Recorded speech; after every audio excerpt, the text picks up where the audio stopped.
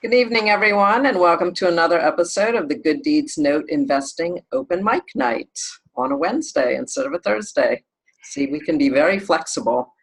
We are excited tonight to have with us a professional that many of us in the note business use, someone we find incredibly indispensable, and someone to whom we make tearful phone calls regularly. On the subject of bookkeeping. And when we mentioned that we were willing to have an episode on bookkeeping, we were totally overwhelmed by yeses and big thumbs up and smiley faces. So we're thrilled to introduce you, if you have not met her, to Debbie Mullins, the bookkeeper to the stars of note investing. Welcome, Debbie. That was a very, very generous introduction, so I really appreciate that. All true. You're the one we all turn to. I've been curious we all talk about you and know your reputation and really look up to you, but what percentage of your business is note investors, and how many of your clients are actually normal people? Normal, huh? So most of my clientele are real estate investors. So maybe not necessarily notes, but probably 90% of my clients are investors. So I really started working mostly with those who did flips and rentals, the buy and hold. And then I started making some connections in some of the circles of note investors. And so I started helping them as well. A CPA I work with here locally was working with a note client and he said, well, hey, call Debbie because she works with investors. And so that was the first investor I met, and now I know lots and lots. So and I've probably been out on my own about 5 years, but 90% of my clients are real estate investors of some types, and a large number of those are notes as well. Probably half are those are notes. And I think Adam Adams was the first one of AJA Investments who was really, and that's I think how I got introduced to you, Debbie, was through Adam. And I know originally Adam was, and he still does, promoting you and your expertise and so forth. Because I think one of the things that I think some people sometimes forget is, you are, I think, probably the most important, component to a business if somebody uses a service like yours, because you tell people, how's their money doing? And that's very important in business people. Yeah. And it was Adam. Adam was the individual I was talking about locally. So Adam was the first notes investor that I had met. So was he using you previously before he did notes? No, and he was, when I first started working with him, I think he was really had just gotten started or hadn't been doing it for very long. But he wanted to do the books himself. So I would actually sit with him and train him. So I do that as well. And I do half-day sessions for individuals who want to do their own books. Because sometimes in the beginning, you're not ready for that expense sometimes to bring on a bookkeeper. And so I'll do quarterly reviews with people and monthly, just whatever they need. And then, of course, each time we do that, they just learn more. And you have more examples, and you can kind of build from there. And then when you just get too big and too busy, then you can pass it on to me full time. But in the beginning, people like to do it themselves, and so I'm happy to teach. So good. So why don't we roll right into it then, Debbie? And we'll basically, I think everyone can see your screen. If anyone can't, please note in the chat room. But Debbie's got her screen up there, and we'll let you kind of just start rolling, Debbie. Do you see a good old-fashioned check? Yes. Okay, so we'll just make sure we have the right screen. And so I was going to start just what Chris said, that when you start a business, I know that you guys focus on buying and selling notes, but you're actually running a business. And so there's many more bookkeeping facets to that than just buying or selling. So you are running a business. And when you run a business, especially if you have an LLC or an S Corp, you need books. You need a profit and loss, and you need a balance sheet from day one. And then I also tell people, which you guys probably know, is if you want to be rich, the only thing you need is to own assets and to understand your money. I learned that years ago, and it's really true. And so that's how the bookkeeping falls into it. But a lot of people think about, I understand my money. I have income and I have expenses, but it's so much bigger than that, which is the balance sheet. So most of us get the profit and loss a lot of times, but we'll talk about both as well. Yeah, when I feel like, not to interrupt you, but I feel like this is the most important JV relationship preserver in existence also, because JVs, when you can tell them on very short notice exactly where they stand, you know, what their reserves are, how much they've spent, you know, how much they've made, that's really big. Yeah. And they're going to trust you. They're going to, you know, if you can talk about the money, they're going to trust you with those funds. So I'm really old school, and I like to keep things really simple. So sometimes there's a lot of different ways to do things, but again, I like to keep it pretty basic. But if you're not already thinking about moving away from only using an Excel spreadsheet, it definitely should be a priority for you to start thinking about having books.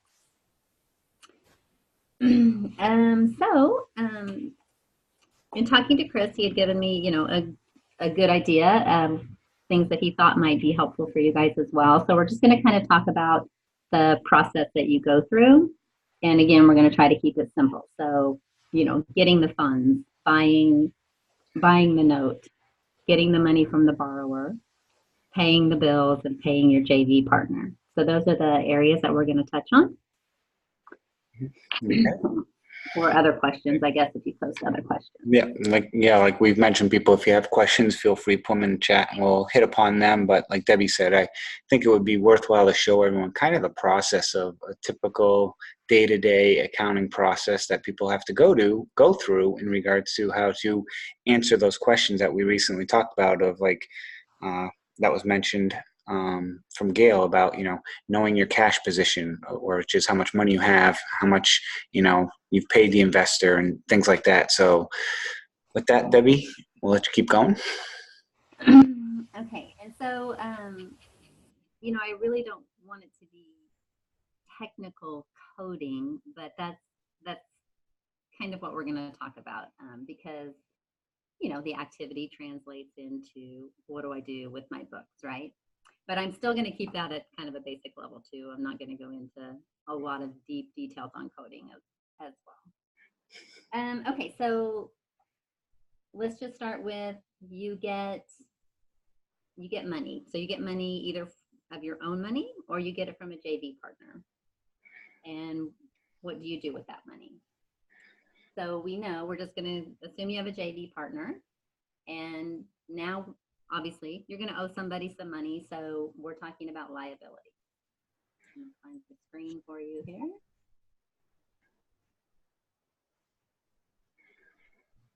What's that, Debbie? I was trying to find the right screen for you. So okay.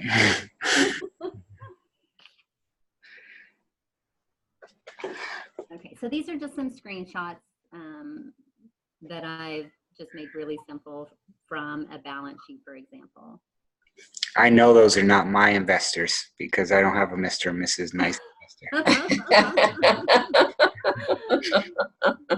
We send all the bad ones to Chris because he's so sweet.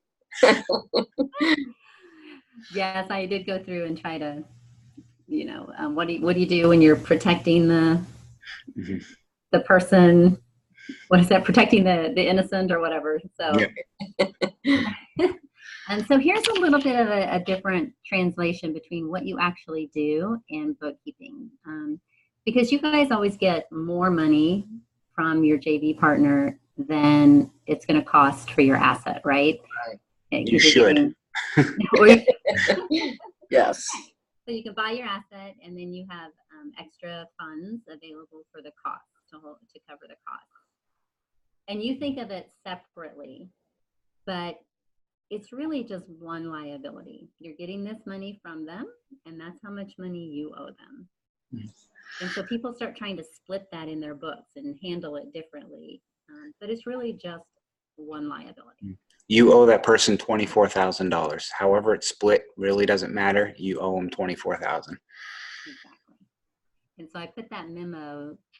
So sometimes we'll just put a good memo so we know exactly what's going on. It's like, oh yeah, I bought the asset for $20,000 and then I asked for $4,000 additional in cost. But in the end, I owe this person $24,000. So it's going to fall on your balance sheet and it's going to be a liability. Okay, so then you fund the deal. So you're going to buy the asset. Okay, let me switch screens for you.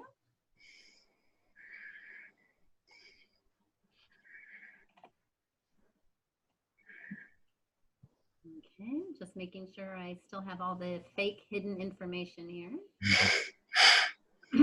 Okay, so again, this is going to be things you would code on the balance sheet. These are assets, right? So these are going to be the assets that you've purchased. I like to use assets that maybe I own and then assets that have JV partners. But there's nothing different about these. These are all just assets. It's like I'm using sub-accounts just for clarity. So if you're actually doing any kind of bookkeeping, you know, this is just the name I'm using.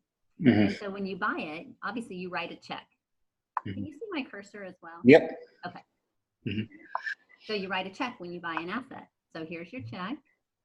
The day you wrote it, here's who it's to. And I paid $6,000 for that asset. Down here, I bought Happy Lane, same thing. I wrote a check, $4,000.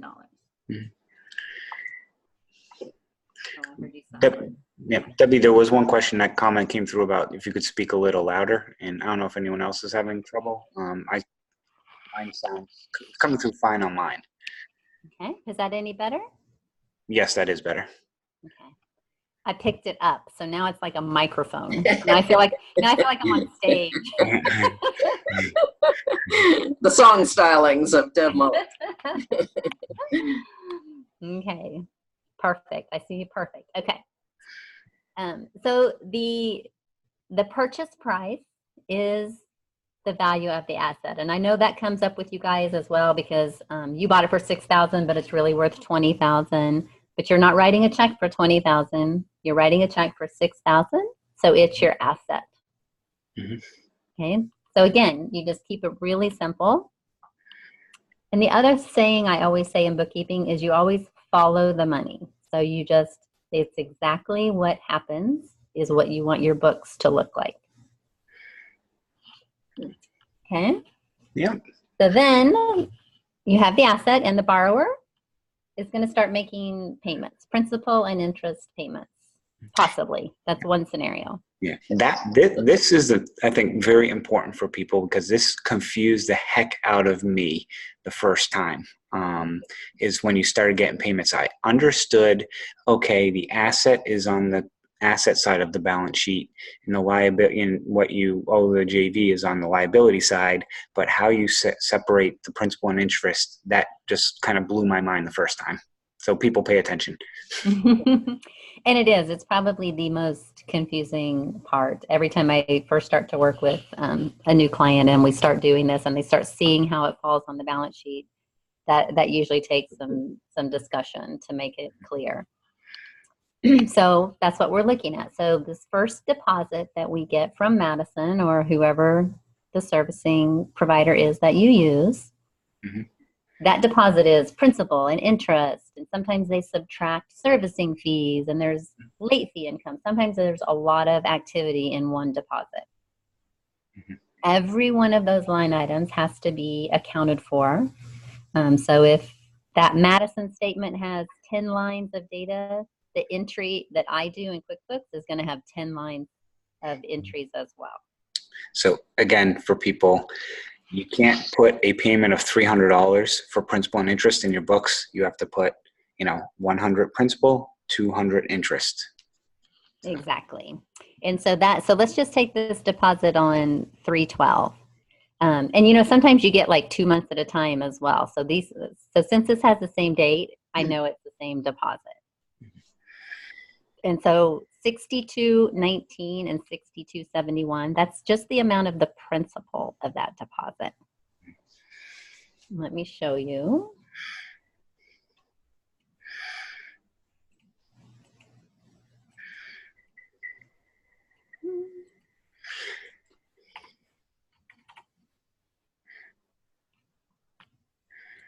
And these might not quite line up exactly. It's not the same set of books, but the interest that you would get on that same day from that same deposit of Madison, the interest could then be one line item, but it might also be 2 line items. So if you split the interest with a JV partner, then you would be giving half of it to the JV partner. And by that, I mean coding it to the liability. So we're giving the JV partner $410, but we might also be giving you $410 on the profit and loss as your own income. Or maybe it's $410 and you just give it all to your JV partner and you don't keep any of it. Yeah.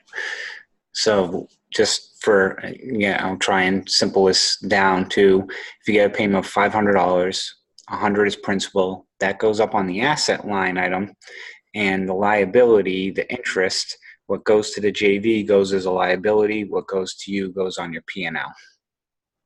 Exactly. And let me show you the P&L.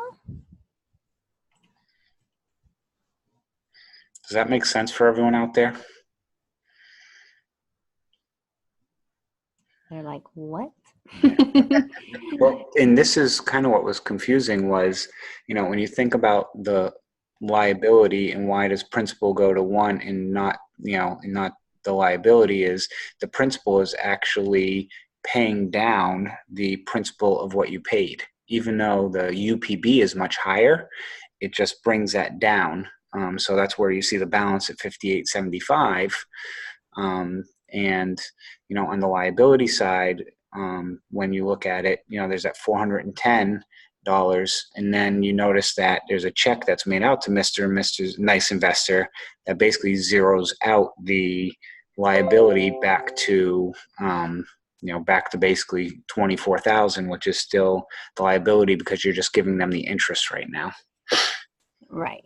So you owed them $24,000. You gave them, when the interest came in, we coded it there. So we gave them their interest in April. We gave them some interest in May. And then you wrote them a check and gave that interest to them. And so it zeroed it out. Yep. And this is what's really nice about watching that money for the JV partner. But sometimes you split the principal and the interest with them. And that's where it gets a little more skewed when you see it, because like Chris was saying, we have to apply all of the principal up here to the asset. So it was $62, but you might decide to pay your JV partner half of that, but we can't split it on your books because right now you're getting principal towards that asset. So it all has to be applied here. Yeah. So for people out there, it's very important when you have a bookkeeper, you tell them how your JV is set up, because, it's important because not everyone does everything the same, and you don't want them assuming how it's done one way, get all your books done, and then say, oh, well, that's not how it's supposed to be. So I had that example. I was just working with an investor, and I do it monthly for them, but some investors tend to look at their books every month and some don't.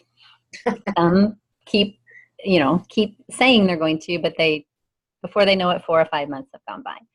So this particular investor wasn't checking his books that often. And about a year into it, we had been splitting everything 50-50. And he said, oh, no, I do everything 70-30. So we had to redo all the splits for 70-30.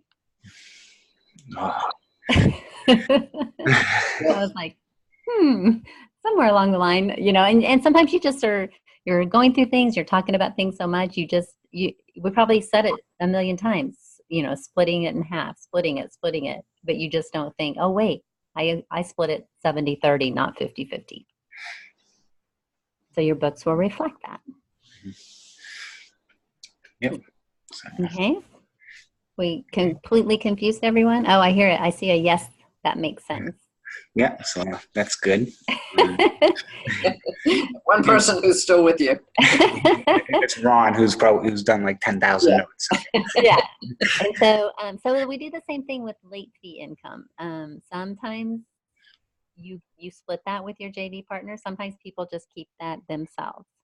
But this was the same thing. So, this came in and it was $156, and you each got $78.75. So this was when the deposit came in. We coded $78.75 to the JV partner. That's probably not down here, but then we coded $75.78 on the profit and loss as your own interest income. Mm-hmm. We'll come back to that. Okay.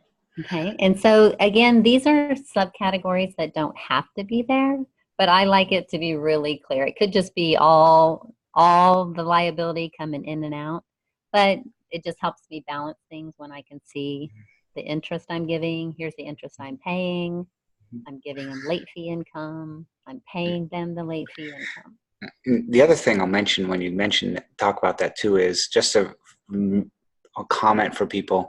Not all servicers are the same when it comes to reporting numbers for you on your books. And we're not going to say, basically Madison, I think, does a pretty good job. There's some out there who I know that used to make me pull my hair out. And I know Debbie, I'm sure, pulled yours out, and I'm not going to name them, but make sure you understand how they're reporting back to you, because it can also cause a lot of heartache and headache when trying to do your books and spend a lot of time and costs that you really shouldn't have to, that really you need to factor in your business. Mm-hmm. And I can tell you, Madison, they do a good job. They're one of my favorite, just because I look at each one of them from the reporting standpoint. How easily can I look at that and translate that into the books? And some of them, yes, aren't as good. But I will say at the end of the year, when I reconcile Madison, we get like the 1099 they send. It shows how much interest for the year, how much principal for the year. And I should be able to match my totals to that totals. And at the end of the year, that's how I know we have everything correct. And we'll get to the end of the year and it won't match. But every month, the statement matched. And so there's times we have to go back to these vendors and say, hey, what's up? Why doesn't every statement, when you add it up, match the total at the end of the year?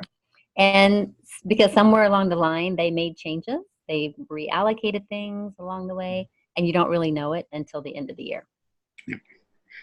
So in other words, we catch a lot of changes, or sometimes they're mistakes that vendors make along the way. And I can tell you from my own experience, and there's changes that do occur. It's going to happen. And if I had to do it myself just this past year, I probably would have had spent 2 to 3 weeks trying to figure everything out. And basically, Debbie does my books for me, and she had it figured out in a few hours. So right then and there, it was worth the expense for the whole year. Well, and I think we went back to Madison on 2 or 3 different ones, I think, Chris. Mm-hmm. Yeah, there was one of them that was just a nightmare. Yes. And I've had that on mortgages and loans and things as well.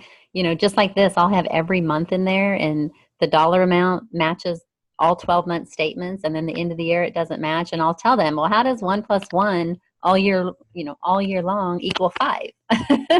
And a lot of times it's just a mistake, and they go back and they actually fix it on their end. But the books are very black and white. So the other reason, that's the other benefit of actually sitting down and doing your books, or having a bookkeeper like me do it, is it's a double check. It's a fresh eye. And if it doesn't match, if it's not black and white to the penny, then we know something's wrong. And Debbie, your recommendation for people, if they do their own books, how often should they make sure they're updating them and reconciling them? So I would say that that's probably, one of the mistakes in the beginning is one is really not doing your books and not having the profit and loss and balance sheet. But the second is not doing it often enough. And that can depend on your volume. If you're just doing a few transactions a month and just getting started, if you sit down at the end of every month and you get your bank statement and your data and you do it once a month, that's fine. But as you grow and you get bigger, sometimes it needs to be twice a month and once a month or once a week. Usually it'll depend on your volume, but you don't want to get too far behind. If you have JV partners, you got to do it at least once a month, in my mind.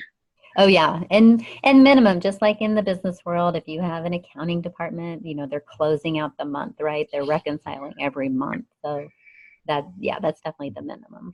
Can you explain quickly, because we throw out terms like reconcile, can you just explain what that means for people, just so they understand what exactly that means? Because some people may not know. Yes. So when you reconcile, you are matching it dollar for dollar, penny to penny to an actual statement. So your bank statement, right? At the end, you have your bank statement beginning balance, the bank statement ending balance.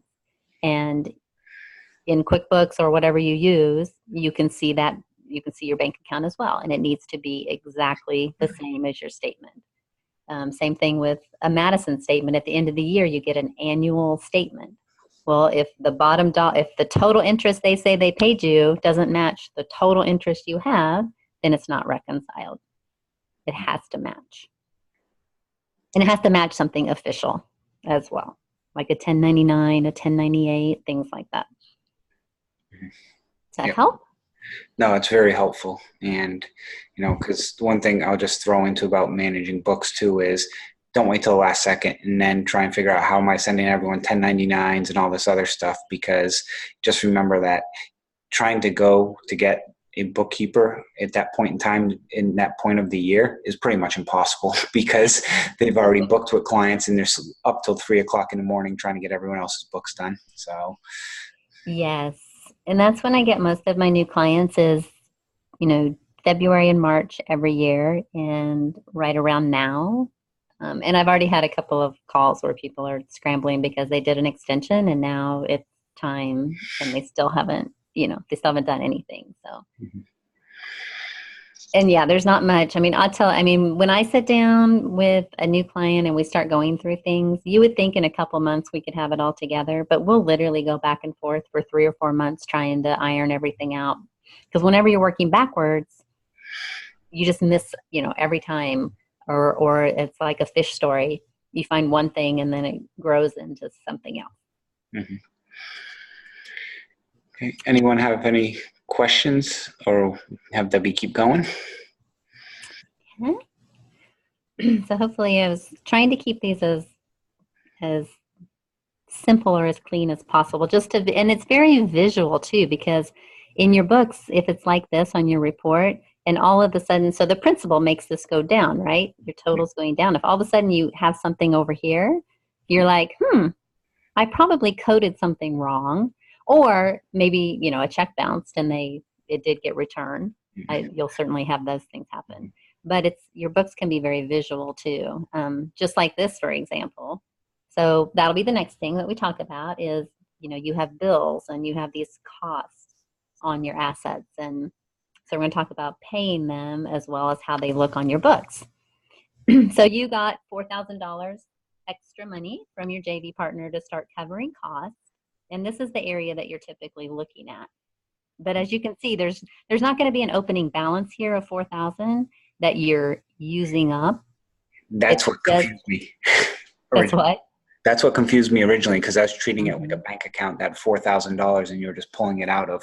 And that's where I think a lot of people sometimes get confused too. Yes.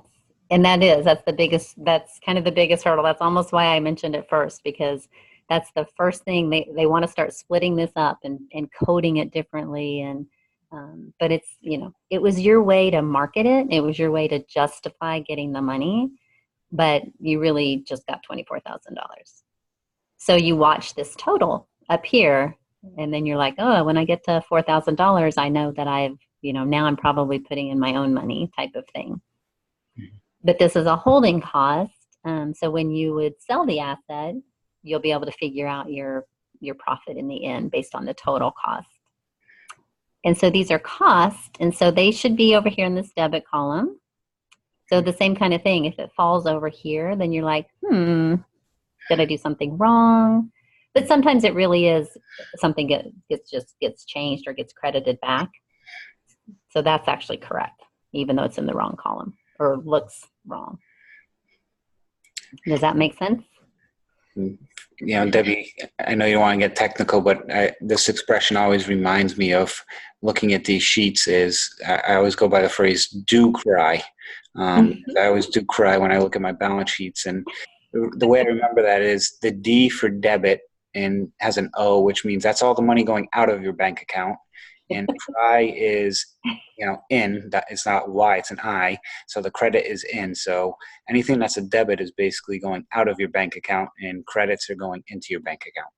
So. And it was funny, I had never heard that. And Chris actually had a couple of those. I'm going to post them. I had never heard that before. That one, I figured that one out like 8 months ago, because I'm thinking, okay, how do I always remember the difference between a debit and a credit? And I'm like, okay, debit out, do, and then credit in. Okay, do cry, because sometimes you do trying to figure this out, like especially when you look at a balance sheet the first time, your mind is just like exploding. Like, I don't even know where to start. So. Yes, and then people do that too. And so it's always like, and that's why I say follow the money. So it's one thing at a time, one check at a time, one deposit. And I know it's so big to do automation now, and you want everything to be easy and automated. But your books are one of the things that would be the hardest, because every entry sometimes has to be split out 2 or 3 different ways, and it's different every time. Some things are the same. I pay my telephone bill the same every month. I pay my rent the same every month. Those kind of things can be automated, but not everything else. So I was trying to talk and find your email at the same time, which I obviously cannot multitask. No, that's okay. One thing, Debbie, I just want to make sure we talk about is, and that might be later on, is, what to use for what, Venmo, PayPal, credit cards, wires, ACHs, Yes. Okay. So that's next on my list. Okay, so I'll let you keep going. I'm sorry. Yeah, so that's okay. So this is just where the costs typically fall. It's like an asset, right? You're putting cost into your asset. You're putting money into your asset, so it's growing in value, for lack of a better way. But you have to pay all of these bills. Metasource, you had somebody do a drive-by. You paid for some insurance, whatever you paid for. And so this is where I get kind of old school, and I get really particular about the way things are done. So I always give you my opinion. Things can be done a lot of different ways. Let me find my next slide. Oh, let's talk about this first.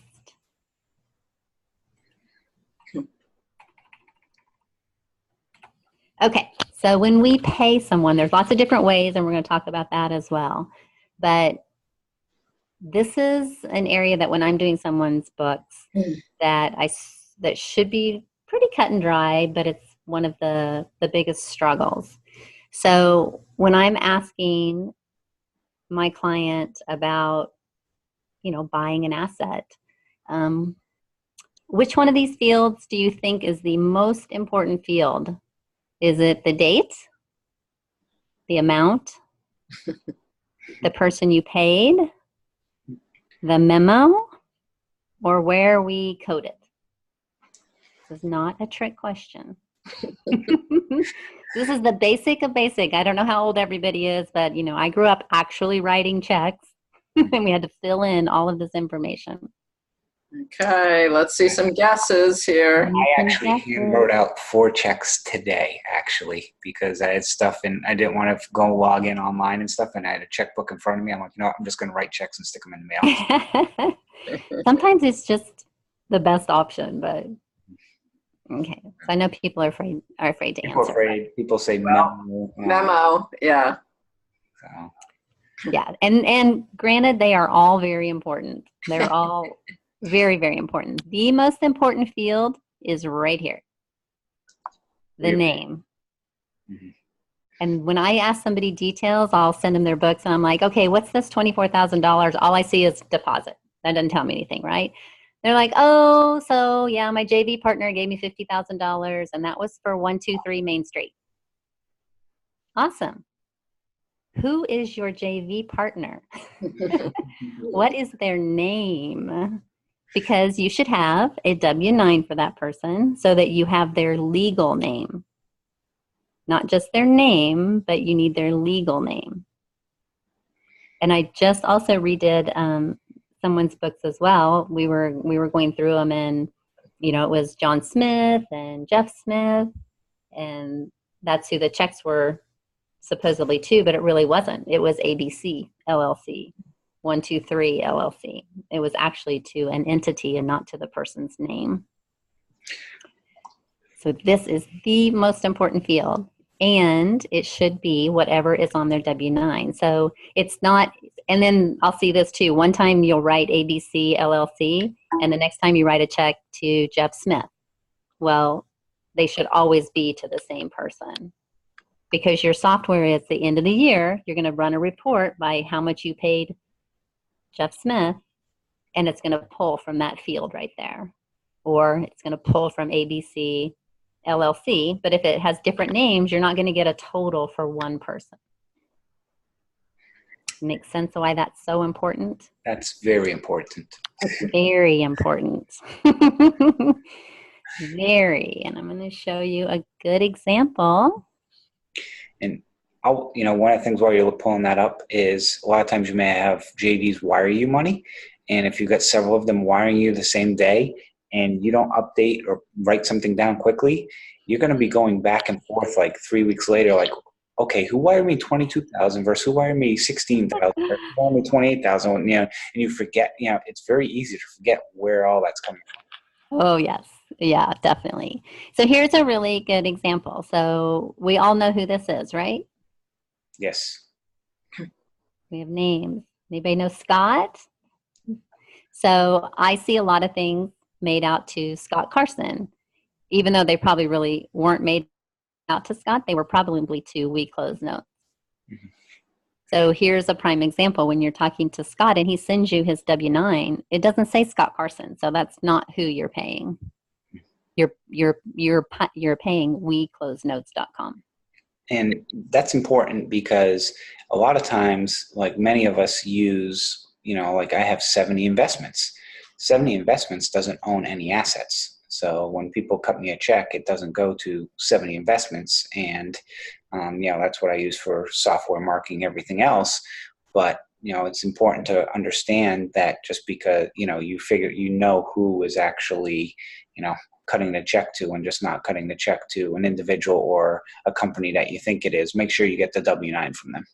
Yeah, exactly. And some people say, oh, well, you're not going to send me a 1099, so you don't need my W-9. And for those of you who have been on a call before, that's not true. You want a W-9 so that for this reason in particular, their legal name, and you're working with a legitimate company, and the government requires you to be working with legitimate companies. And it can be a person, it can be a person's name, they can be an individual, they can put their social security number, they don't have to have an EIN.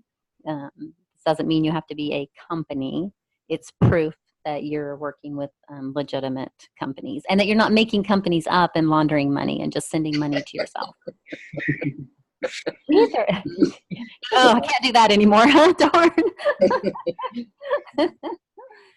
Okay, so then, and so even though I'm showing you a check, it can be done in many different ways, right? Do we have that? Oh, we need that slide from that you posted the question. Oh, the Facebook post? Yes. So I can just pull it up on my phone right now. Yeah, I guess I didn't make a copy of that, but I kind of have this. Cool. Yes. So the question is, what is the best option for a real estate investment company to pay bills, purchase assets, pay JV partners, etc.? And the options were check, ACH, banking bill pay, wire transfer, PayPal, credit card, all of the above, cash, Venmo. So basically every way you can pay somebody, what is the best way to pay someone? Exactly. So some of them are equally acceptable. But what again, your first thing is, I run a company. So I always say, would Home Depot pay somebody via PayPal? Or your insurance company, you buy insurance. Would they let you pay them via PayPal? And if you canceled your insurance and you got a refund, are they going to send you money via PayPal? So you run a business, so you should always have business-to-business transactions. You should try to eliminate those third-party servicers. Mm. Can you use them? Absolutely. But if I'm going to have an audit trail, and that's what your books should be. So these are examples right here of, this comes right off the bank statement. When I download the bank statement every month, these are the things that I see. Right? So you can pretty much look at these and know exactly what happened. You know, this is a LinkedIn payment. This was transferring, it was an individual transferring to their own account, taking an owner draw. This was a bill pay to somebody.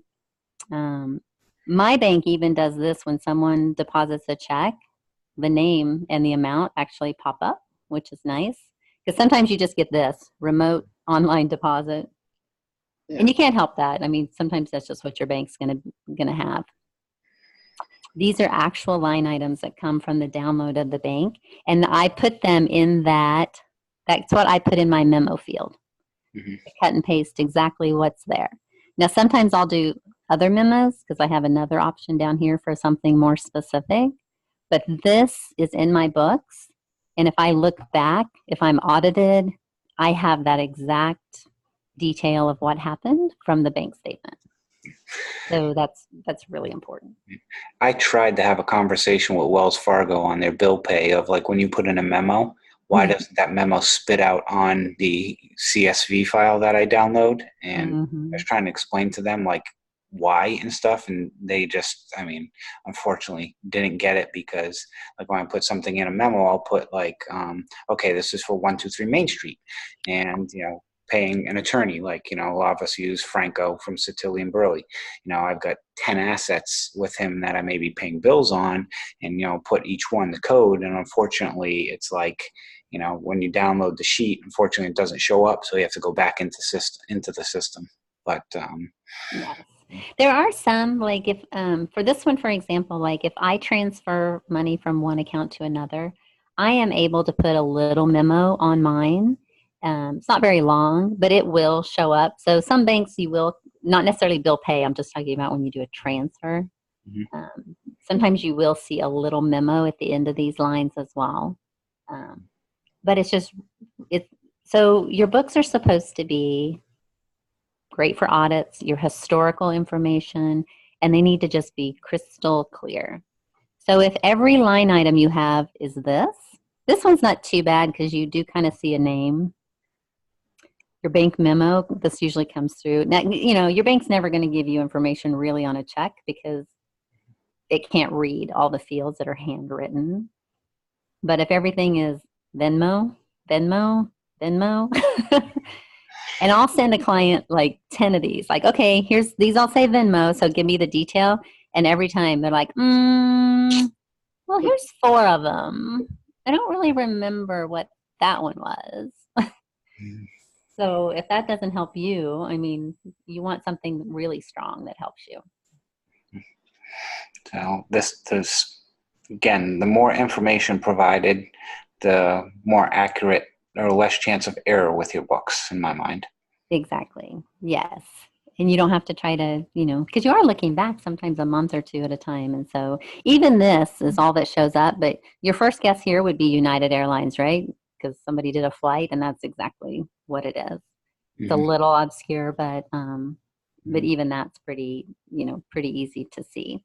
So here's my bill pay is just like writing a check, but here is my little warning about bill pay. And this doesn't happen very often, but sometimes those checks do not arrive where they're supposed to arrive.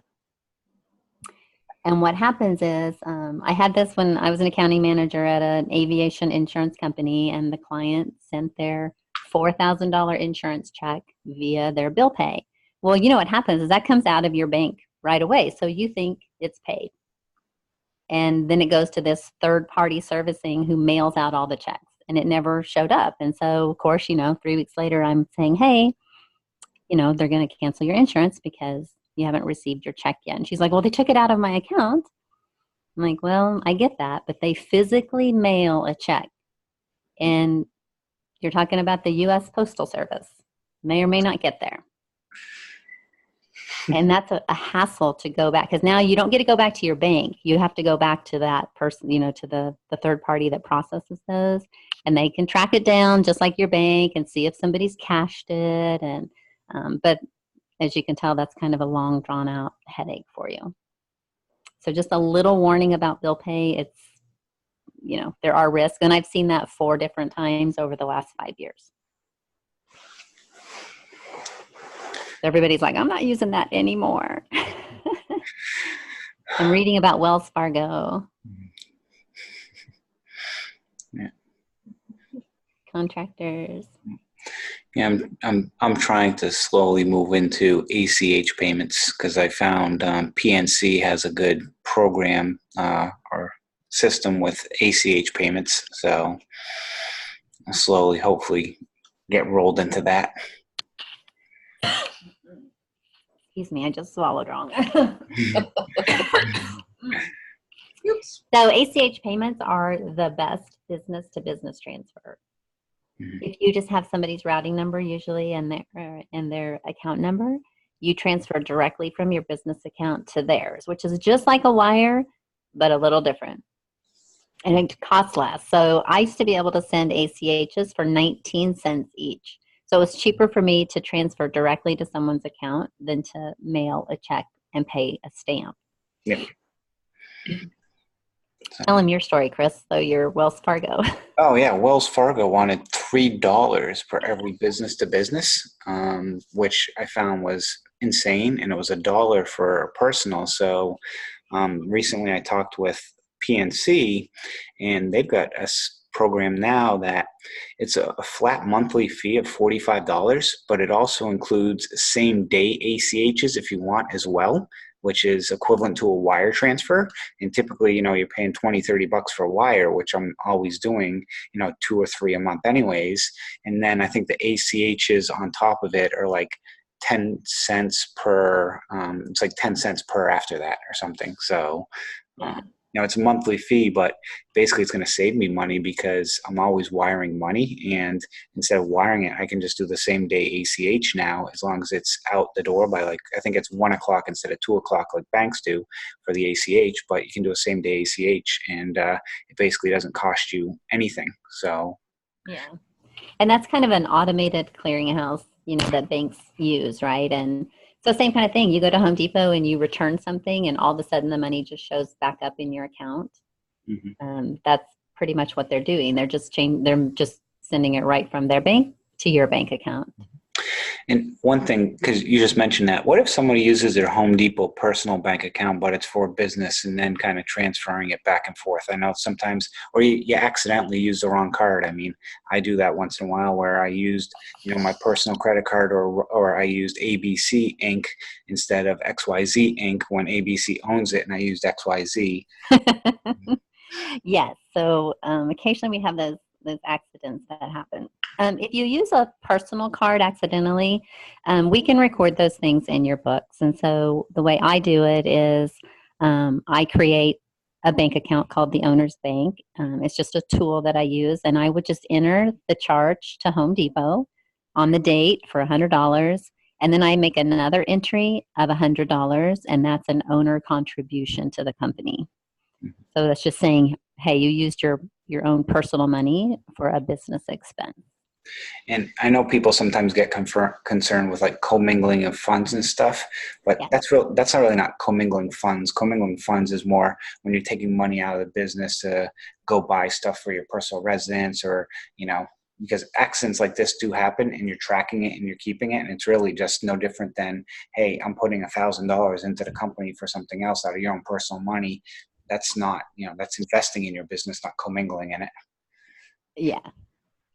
Yeah, exactly. Accidents happen, and and even transferring between companies. Like, hey, I just moved $5,000 from this company to this company, and then I did the wrong company. So all you do is turn around and transfer it right back. So then you have this in and out of $5,000, and that's fine. That's that's going to happen. Mm-hmm. But you do want to catch those things, and you want to notice when you're using the wrong account. But everything can be captured and fixed along the way. But when you wait 5 or 6 months, then I noticed you chuckled a little bit when I mentioned that, Debbie. I mean, was that a little bit of a dig at me? Hey, but you knew in the beginning that you might have accidentally sent something to the wrong account. Due to and due from are my favorite things in my bank account, typically. Yeah. Here's one of the biggest things too. So if somebody has 2 LLCs and they want to take money from one and put it in the other because they need money to pay their bills, right? You cannot transfer money from one company to another. If you do, then that second company owes it back. So now it is due to that company again. Mm-hmm. So it's a due to, due from. If you're like, hey, I got a lot of money over here and I need to invest it over here, you need to take that money out of one company and put it in your personal bank account. So you take $5,000 out, and that's an owner draw. And then you're going to put $5,000 from your personal account into the second company, and that's an owner contribution. And so that makes it, legitimate, coming out of one company to you, going from you into your other company. But if you go company to company, then that second company now owes the first company money. And that's like an accounts receivable and accounts payable. Okay. Something we were just talking about when we were talking about these payment options. Oh, and the best way to pay for anything, we've talked about this, I know, in the past, but a credit card is definitely the best way, because if you pay credit card, you have fraud, you have other benefits, but you also don't have to send a 1099 to anyone that you pay with a credit card at the end of the year, no matter how much money. Yeah, that's if the person accepts credit cards, of course. Yeah, exactly. And they may not. So that's why I'm saying that's the best option. But someone was talking about handyman and things like that. They're not going to take credit cards, and they typically want some type of simple payment, maybe a PayPal or something like that. And that's understandable. But you just really want to keep in mind that you're a business and you want direct business to direct business transactions. Ron just asked, credit card versus debit card, same best practice or no? Well, it's different in the sense that your debit card is fine, but it's just you paying a bill, just like this. See this purchase authorized? Mm-hmm. Sometimes you'll see something like that. Like if I use my debit card, it's always purchase authorized at 7-Eleven, purchase authorized wherever I'm shopping. So you're responsible for those payments in 1099. The credit card will just send, they're responsible for reporting how much money was sent to businesses for 1099. And someone asked that they were not aware about the exemption for 1099 reporting of credit cards. Is that new? No, it's not. A credit card has always issued those to their clients and their customers. Okay. So it's not that the person's not getting it. It's just that the credit card company is one that issues it instead of you as the individual. Exactly. Okay. Yes. And when we did this, a few months ago, I think when I said that later in the, during that webinar as well. And that was probably the most popular thing that I said was, if you pay by a credit card, you don't have to issue a 1099. You still need a W-9, right? Because you still have to know who that company was. You need to make sure they're legitimate, but you won't be issuing a 1099 at the end of the year. Okay. Good. Okay. Did you also want to touch base quickly on the P&L statement? Yes. Everything here. First, before we leave this, any questions or comments from people about checks and at the end, for people, I know a few people will ask about Debbie's contact information. We will put that up at the end. Mm-hmm. And you can also tell that some of this is, I'm talking about business practices versus bookkeeping, but it's really one and the same, because it's every transaction that you handle in your business is your books. And that's really, I stress that as one of the most difficult things of being a note investor. You may own a few notes and stuff, but having a note investing business is, I'd say it's a step up. And, managing and making sure your books are always clear, clean, and organized is so extremely important, because trust me, when you start having JV partners, right around distribution time, they're all calling, when's my distribution? Where is it? How did you come up with this amount? And if your books are not in order, it doesn't reflect well on you. Mm-hmm. And you can put together really nice Word documents and Excel documents, and you send that to your JV partners. But I see a lot of those because then my clients will send that to me, and then I'll look in the books and see if it matched, after we've actually broken everything out. And 90% of the time, those are wrong. And it's only because it's just human error, and you're just pulling together numbers, right? And you're putting together documents versus something like this that you're actually entering dollars and pennies, and every transaction in there counts. And so you just miss stuff when you're doing it by hand. Yeah. I can also tell you that the payouts in the very end, right here where we get to these gains and losses, when I take over someone's books, 98% of the payouts were also incorrect. And that usually means that you as the owner lost, because you've paid the JV partner probably too much. Maybe the split didn't work out. I've rarely seen it where somebody owed the JV partner more money, but definitely see it where you cheat yourself out of money.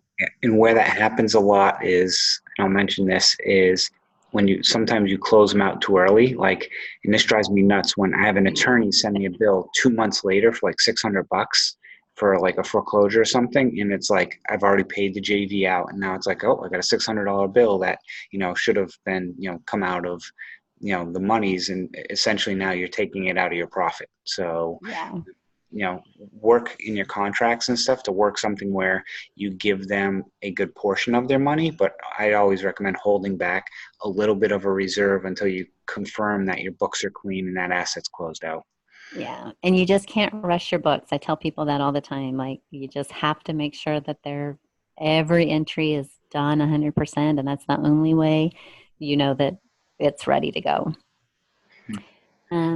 Okay, so this is a little bit of the profit and loss. And typically in the notes investing business, very little hits the P&L. Very little hits that profit and loss, because you have all your assets and all of those holding costs are falling on that balance sheet.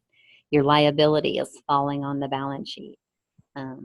So, obviously when you're rocking and rolling and you have all this interest income coming in and you're, selling and making profit, that's what's going to hit here. So your profit and loss is your business. So when you have the asset and you own it all by yourself, you'll see more of it hit the profit and loss. And then, like I said, as you're selling it, your portion hits the profit and loss because it's your gain. But the other half you gave to the JV partner, and that hit the balance sheet. So I'll see a lot of things on the profit and loss that really belong on the balance sheet. So this is your money, right? This is the interest. So, and you can see here where I'm saying this house, we have a JV partner. So this was really half of the interest received. I got half, and the JV partner got half on the balance sheet. This one I'm saying there's no JV partner, so when I got that $65 from Madison, it's all mine. So it's all right here.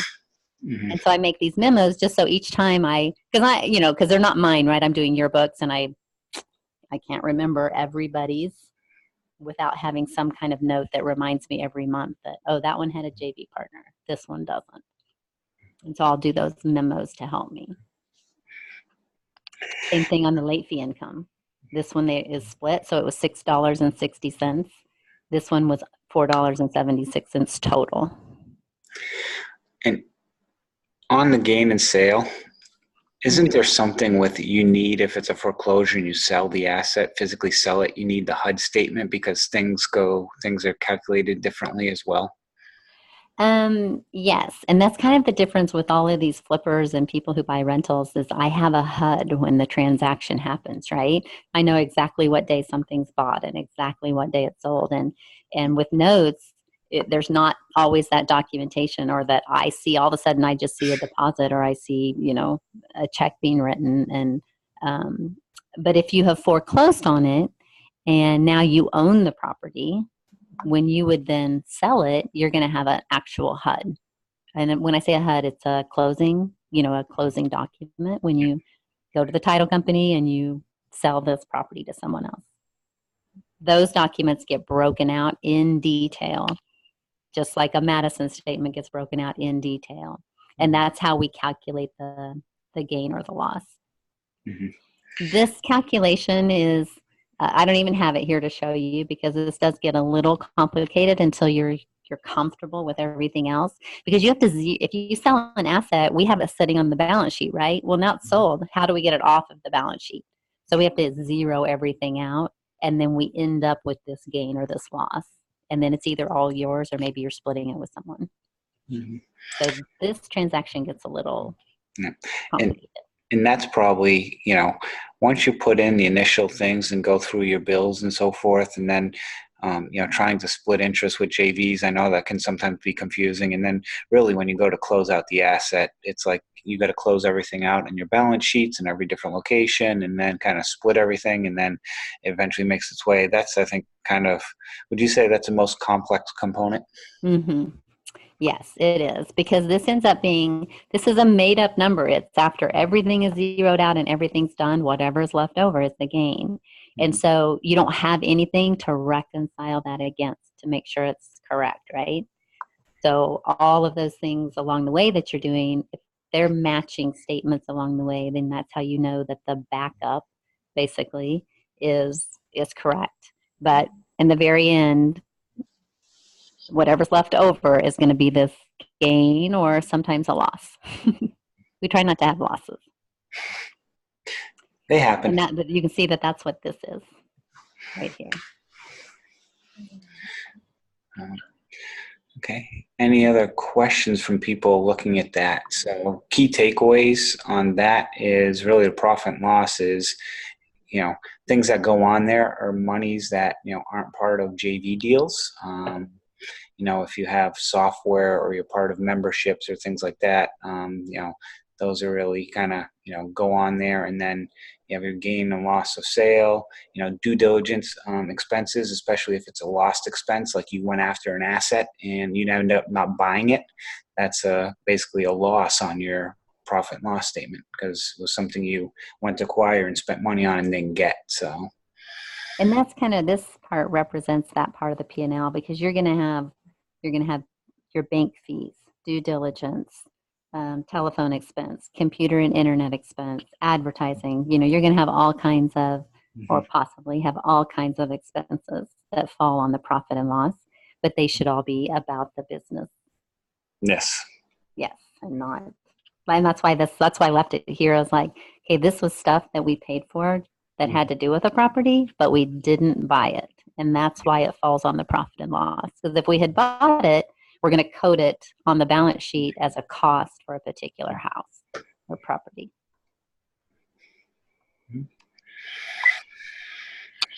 Good.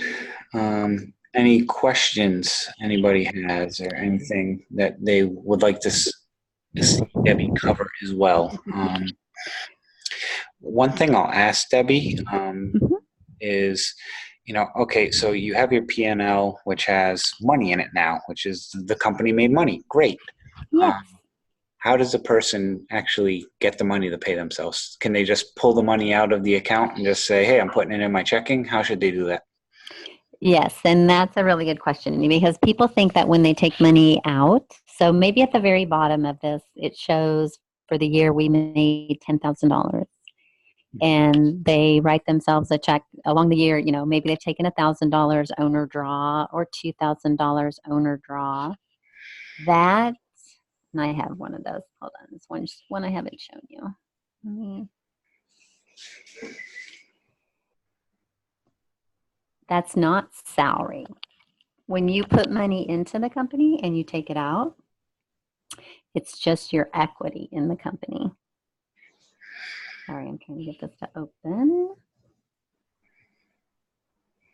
So if you have an LLC, you don't really have a salary. If you have a normal business in here, you'd have a salary expense. You'd have Medicare expenses and unemployment, taxes and things that get pulled out, right?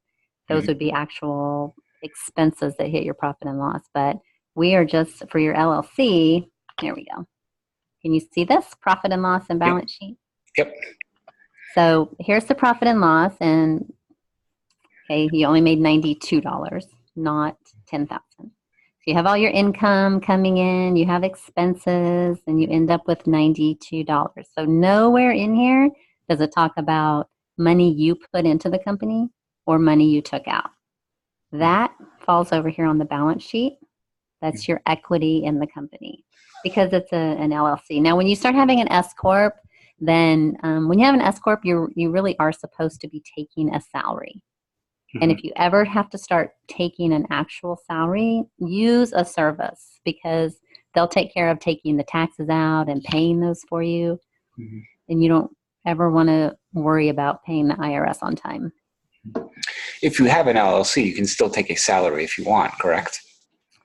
Yes. Yeah, you can take an actual salary anytime you'd like. But salary and payroll are, that's not just throwing money in your company and taking it out. Like, hey, I'm starting my company. I'm going to start it with $10,000, right? So I put $10,000 in, and then I'm like, okay, I'm making money, so I'm going to take $5,000 of that back out, right? That's not your salary. That's just your equity in the company.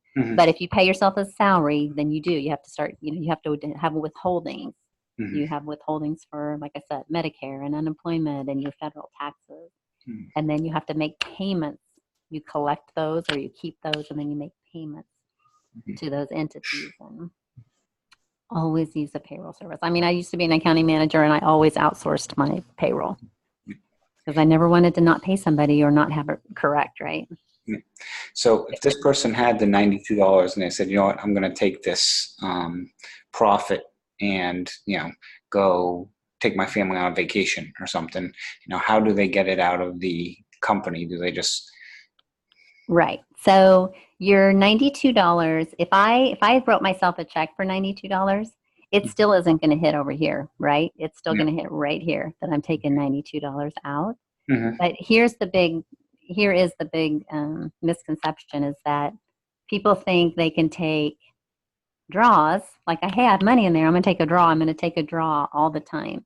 But if at the end of the year you show a negative, like you lost $10,000, but you actually over the course of the year took out $20,000, you're only supposed to take money out. You're supposed to take profit from the company. So this would mean for the year you shouldn't really take more than $92.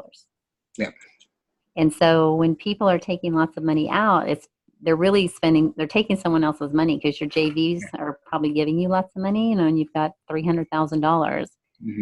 But at the end of the year, if you've only made $1,000, but you've taken $5,000 out, then you didn't have $5,000 to take out. And what your CPA will normally do is they will recode this up here, and it's going to be due from shareholder, which means you took money that you shouldn't have, and you owe it back to the company. That's not something you'd like to see. Yeah, and so you don't want to owe your shareholders, which are your JV partners. You don't want to take their money that is in there. And, Debbie, I know we just had a conversation recently about just how many bank accounts to have, because having basically a profit bank account or an owner contribution bank account, and having a operations account, which is all the JV partners' money. So you kind of keep it separate as well. So you're not, you're never taking from it, and managing each asset on your balance sheet to make sure, you're not taking from Peter to pay Paul. Yeah. Yeah, exactly. But it's probably one of the kind of a misconception is that an owner draw is supposed to be you're taking profit from the company. And so that's when you'll kind of hear like, oh, he took a quarterly draw out of his company because he knew the first quarter, right, that his books showed that he made 100,000. So, he took $5,000 for himself, and that's fine. But people don't always connect those two as being important. But they also think this is salary, and that's not salary. It's just taking money from the company. So if somebody made $10,000 on a deal, and they're like, okay, I want to take that money out, what is it, more a CPA question of, okay, how do I just cut myself a check, or do I cut a check withholding taxes on it? What's the, how does this person take it right out? And so that's kind of a big, and that's where people do get focused. They're like, oh, I just made 30,000 on this, so I'm going to take 30,000 out. Well, you have to remember all of your other business expenses along the way. And you really shouldn't, if you have a P&L, you shouldn't have to ask your CPA, right? You should be able to see when I added that 30,000 and I had these expenses, oh, okay, I have 10,000 actually, right? And then you would know that you could take 10,000. But people don't think about the company as a whole. They think this, oh, I just made 30,000, I'm going to take 30,000 out. Yeah. So you always have to look at everything and not just the one line item. Okay. Good. I think we've probably blown a lot of people's minds this evening. Debbie, I don't know if you want to just put in your contact information and just type it in the Word document because everybody can see, or put it in the chat.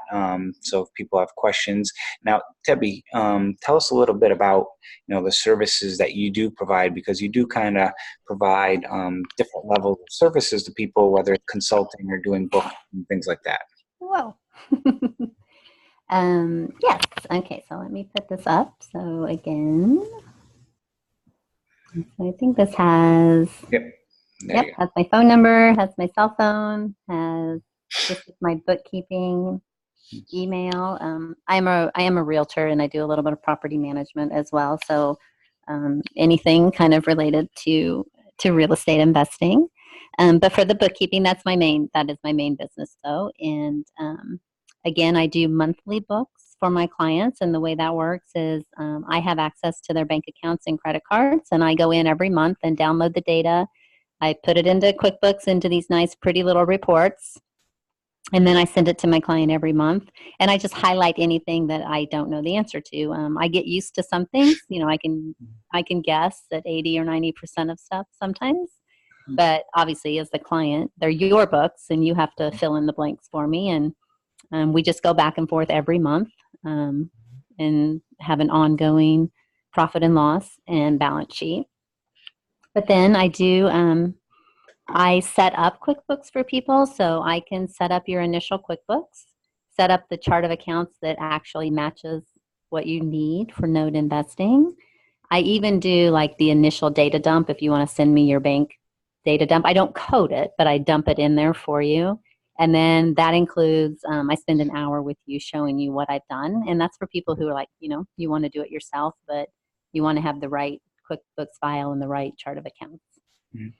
And then I do the sessions as well. And I do, like I said, half-day sessions for those same type of clients. So now they've been working on it for a month, and now they want to sit down and look at it and ask questions and learn more. And you also, as part of the services, if you're doing the books, you do the 1099s and basically reconcile the account at the end of the year, and all that information, all that stuff too, correct? Yes. And so I'll do the 1099s. I mean, I do have strict criteria in the sense that if all of the name fields are not filled in, if you haven't provided me feedback along the way and, helped me fill in all the blanks, then I'm not going to send those until that's done. So that might mean that we miss the deadline in, January, February. But I do, as long as the information's there and I feel like it's going to be accurate, I process those for my clients and send those out as well. And we do that by January 31st of every year.